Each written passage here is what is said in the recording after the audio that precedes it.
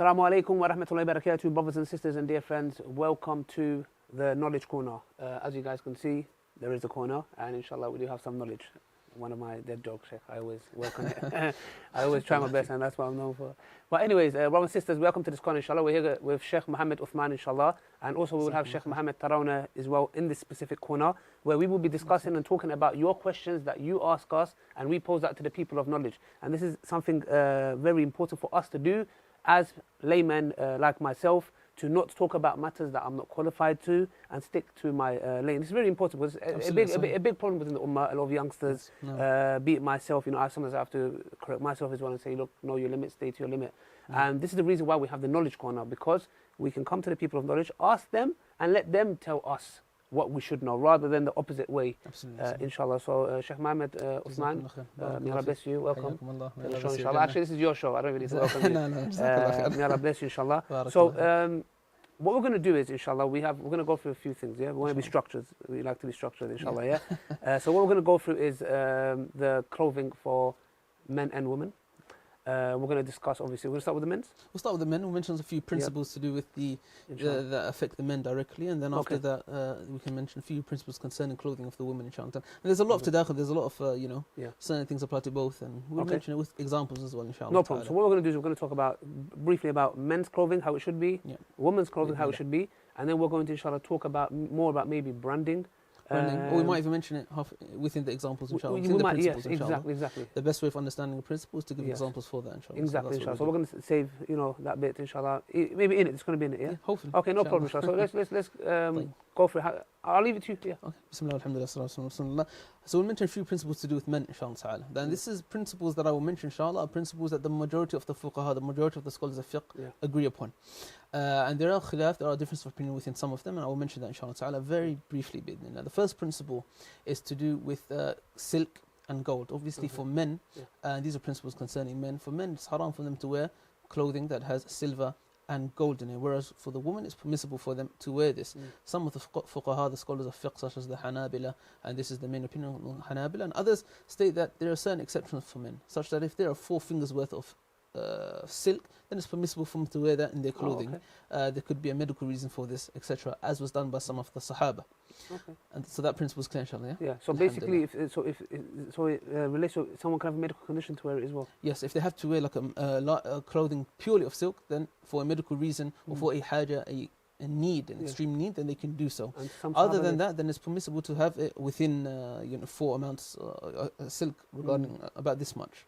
And some Sahaba wore it. Some Sahaba wore it due to medical reasons, as I mentioned, in certain times in jihad, etc. That's something new we learned today. Okay, that's clear. The second principle is to do with covering the awrah. Covering the awrah. Now, I'll mention specifically 4 things to do with this. The first thing is the awrah, or the private area of men. Now, the 4 madhahib agree that the private area of a man is from the belly button to the knee. From the belly button to the knee. Now, this is due to the hadith and is authentic. But some of the fuqaha, specifically the Hanafiya, they state that the knee is not included within it. The knee is not included within the rakbah. Now, of course, there's a difference of opinion amongst us regarding the belly button and regarding the knee, etc., etc. We believe that there's no need to go through that, inshallah ta'ala. The second thing is to do with the thighs. Now, that's a very popular question. Right? Are the thighs part of the awrah or not? Are the thighs part of the awrah or not? Now, the 4 madhahib generally agree that the thighs are part of the awrah. You have a riwayah, narration from Imam Ahmad. The madhab is not this narration, it's the other narration that says it is. But there's a riwayah from Imam Ahmad that says the fakhid, the thigh, is not from the awrah. And some of the fuqaha within most of the madhahib have chosen this specific opinion, such as Ibn Arabi al-Maliki, the Qadi, the famous judge, may Allah have mercy upon him, he chose this opinion, and others, Shaykh Uthaymeen rahimahullah ta'ala, nowadays he mentioned this is his favourite opinion as well. So that masala, it's best to be safe, inshallah ta'ala. It's best for us to always err on the side of caution, al-ihtiyat, or that something is ahwat and safer for us, especially what concerns our deen. So the third issue concerning the principles for men is the issue concerning clothing that is tight. Now, some of the fuqaha, the scholars of fiqh, said that it's haram to wear clothing that is tight for a man. Okay? For a woman, there is agreement in this to do with ajanib, non-relatives, okay? But as for Iman, there's a difference of opinion. Some say that it's completely haram if clothing is tight. Like, for example, these trousers that you're wearing, it accurately describes your leg. The Maliki, on the other hand, they have quite a middle path. Is this tight? This would be used as tight, such that... Because I'm sitting down. So, for example, if I just stand up, if I can show you, as you can see, it's tight. But when I'm sitting down, for example, and this is a question I was going to ask you, for example, when I'm sitting down, because this folds underneath or something, it looks like that. So when I'm standing, it's quite loose then, essentially. Yeah. So how do I go about that? Because so according to the Malikiyya, their opinion that it is rather than being haram, it's karaha. Now this is for clothing that does two things. It accurately describes the awra, but specifically, and this is the second thing, it describes the private parts. Okay. Now many of the fuqaha said this is haram completely. The Malikiyya said that it is karaha in this particular case, and it's better to err on the side of caution, inshallah ta'ala. The fourth thing is the issue of whether or not clothing is, they call it shaffafa, meaning see-through or not. Okay. Now the fuqaha, the majority of them, if not all of them, state that if clothing is see-through, then it's haram, because obviously it would describe the awra. So that's clear, inshallah. And these are the main things to do with the awra of a man. Okay. The second or third principle, which I think one that caused a lot of confusion recently, is the issue of tashabbuh, the issue of wearing clothing that either resembles the kuffar, or resembles women. Now, woman is clear. Nabi sallallahu alaihi wasallam prohibited wearing the clothing that resembles the clothing of a woman, such that a man imitates a woman, and likewise the reverse, that a woman imitates a man. So that's clear. But the issue of tashabbuh, or wearing the clothing of the kuffar, is an issue in which, yes, there is a lot of, I would say, a lot of confusion about. Of course, we know the Messenger of Allah sallallahu alaihi wasallam said from the hadith of Ibn Umar in Sunan Abu Dawud, "Man tashabbaha bi qawmin fahuwa minhum." Whosoever resembles a person, then he's like them. But it's important to understand that this resemblance is to do with their religious clothing. Their religious clothing that is specific to them. So, for example, if you put on the religious clothing of a certain group of non-Muslims, then that is tashabbuh and that is haram. So is there a difference? So for example, let's say what a nun wears, a nun or a priest, or a Jewish person, a Buddhist person, a Hindu. Is this the same thing as someone wearing an England shirt which has a cross on it? Something that relates to a deity that was worshipped before? Are these two same things, or are they separate? So, as we've said, wearing clothing specific to a specific religious group that identifies them and is specific to them for their religion is haram. It's haram.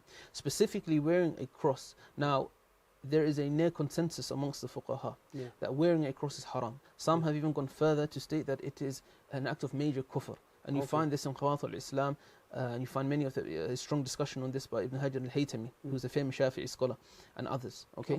So now the question would be to do qiyas, analogy, on the cross and other religious symbols as well, that are specific again to religious groups. If this symbol is again something specific to them and it clearly identifies their religion, then that would take the same ruling. That would take the same ruling. However, I think what you're getting at are things that are not specific to their religion anymore.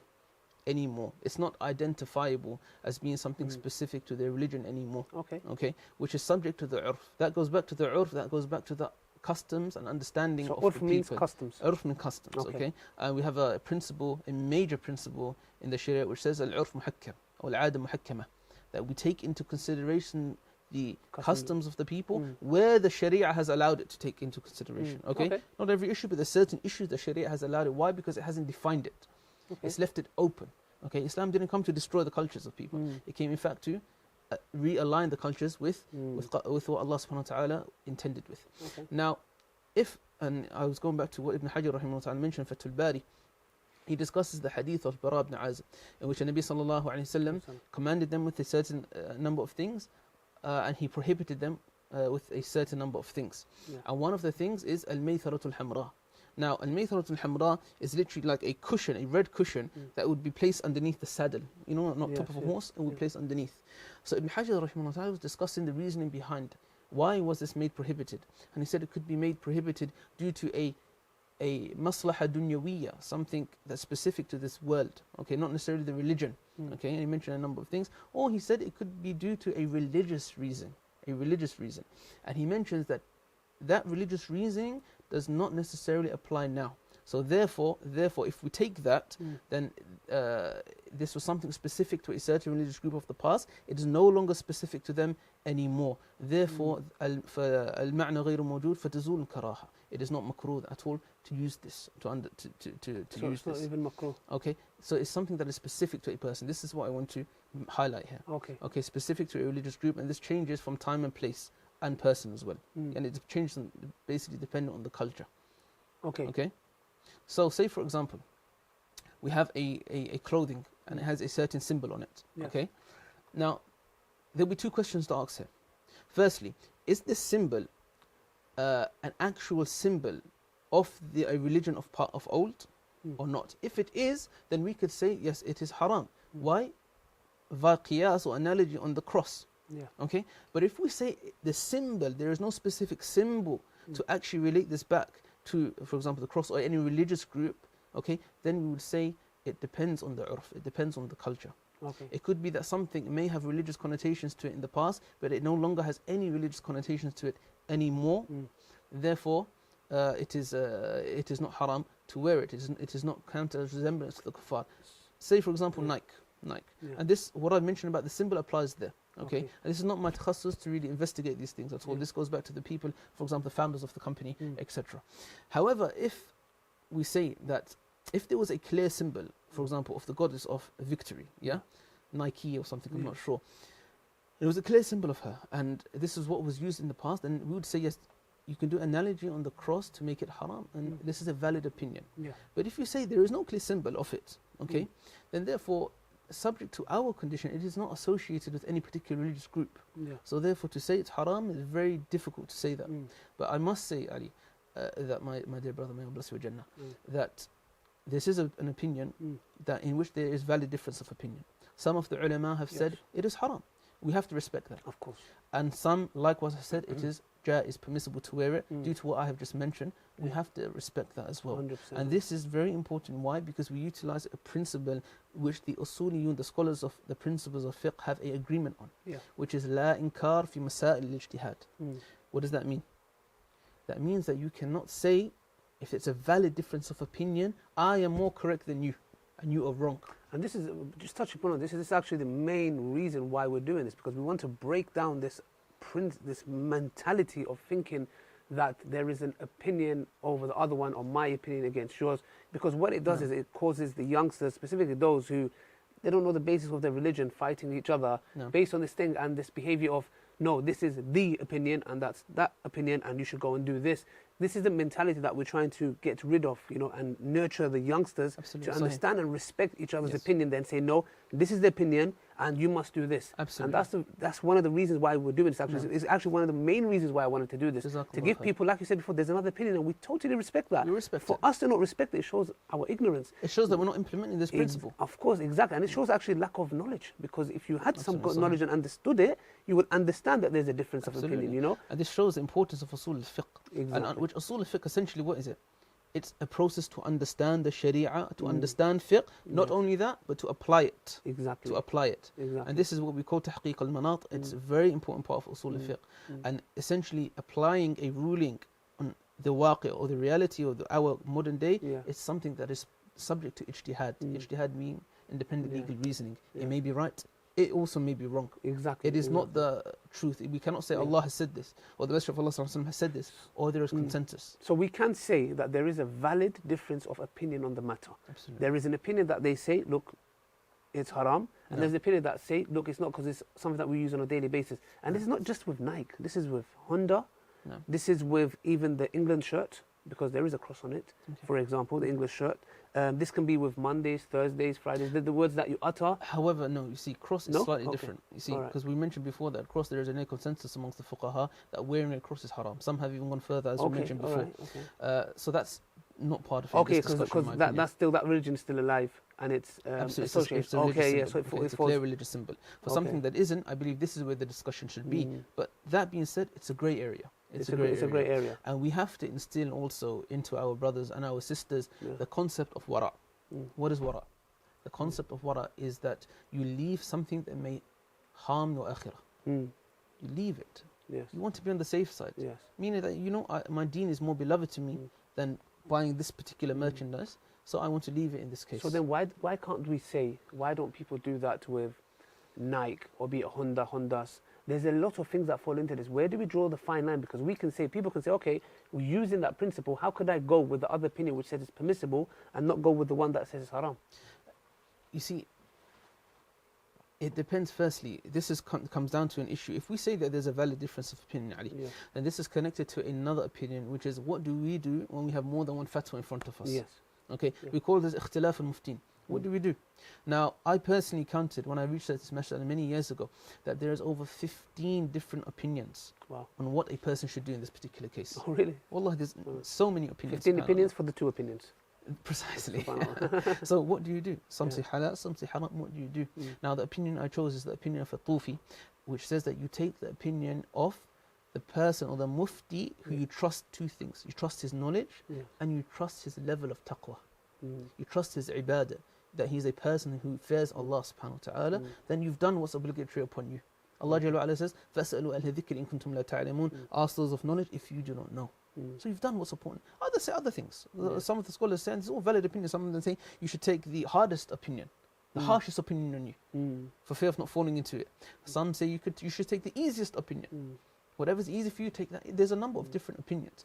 But this is definitely the strongest opinion. In fact, I would say many of the usuliyun follow this, that you should depend on two things. Firstly, the taqwa of a person, and also, what did we say? We said taqwa and the knowledge of this person. No. Okay, Barakallah Feek, Sheikh Uthman. It was good. It was actually, mashallah, I hope it gave a bit of insight to the people. We was going to speak about the sisters' clothing as well, but I think we're very limited to time and we don't want this to go over time, inshallah. Yeah, but it's a very important topic to do with sisters' clothing. I mean, there's two extremes generally to do with sisters' clothing. It's important that we mention everything as the Sharia. Exactly. So what we can do is we can really dealt with this issue. Yes, we can cover it on the next one, inshallah. Is there anything else you want to say, Sheikh? I think I may have misquoted the Hanafiya right at the beginning when discussing the awrah between the men and the awrah of a man between the belly button and the knee. So the majority of the scholars view that the belly button and the knee is not part of the awrah. I believe the Ahnaf view, yes, it is part of the awrah, especially the knees. Okay. Just important to mention. All right, Barakallah Feek. Brothers and sisters, hope you guys have understood it clearly, inshallah, and got the advice that's needed, inshallah. So it's up on you now to take that knowledge and say, you know what, I'm either going to abstain from it or there's a valid opinion, I'm just going to wear it. So that's totally up to you. We've given you the knowledge, a balanced knowledge coming from two angles that are valid, and that's about, inshallah. Inshallah, you guys have benefited. And don't forget, do not fight with one another over these opinions. Seriously, that's exactly what we're trying to abstain from. There's a valid opinion. You just say, brother, you believe that? Okay, no problem. May Allah bless you. You're my brother. Don't hate. People are boycotting each other over this stuff. Allah, it's a very, very... That's not permissible, by the way. It's exactly, haram. exactly. لا يبدع المجتهد. Famous principle that a mujtahid should not be called the innovator amongst usuliyin. SubhanAllah. Because he's either between two rules or one rule. Exactly. And he's your brother. SubhanAllah, we are told that certain sunnah things that we do, we should not do over. If I'm fasting and you invite me, my brother's right overcomes the sunnah action I'm going to do, and you're boycotting your brother over something that's a difference of opinion. Anyways, brothers and sisters, assalamu alaikum from the Knowledge Corner, from me and Sheikh Mohammed Uthman. Till next time, assalamu alaikum wa rahmatullahi wa barakatuh.